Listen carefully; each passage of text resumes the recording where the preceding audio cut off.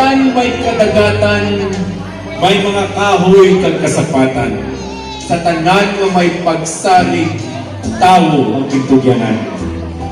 Apang luwas sinitanan, may isa katinuga nga iya na human.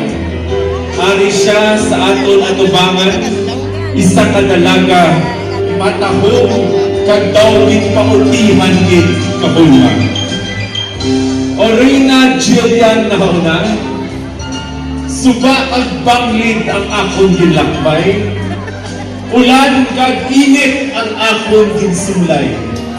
Makita lang ang pinakamatahong galinay diri sa inyo barangay.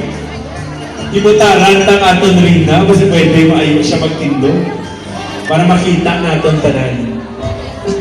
Abe. Reyna Jillian na hauna,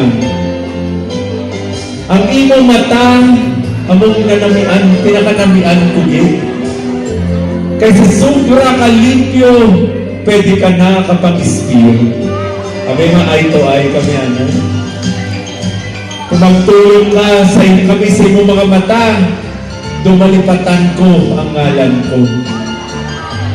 O'Hara Jillian na hauna, ang imo ilong, katamaan katanos, ipares sa imo bibig, ay abaw kompleto regalos.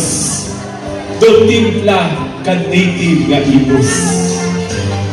O Reyna nauna, ang imo buhok, mamay tumpa sa inig ng gabihon, haplos nga kay dulas, do kanami himason. Tugangan pagid sa mga nagabalod-balod mo nga mga mimilok, mabuta gid sang pagdayaw kag paghangad kami tanan nga nagatulog. O ako matahong nga Reyna Jillian na hauna, ang imo kagwapa daw kaangay sa isang artista. Bitulungan ninyo siya, sino nga artista ang anggid sa aton Reyna? Mga sino?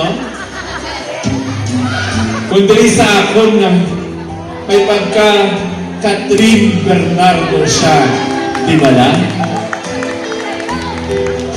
Pero mas labaw ka pa kay Catherine Bernardo Jillian na hauna.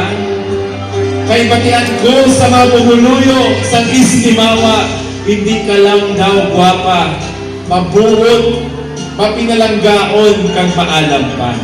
Palakpakan ta ang aton mahal na Reyna.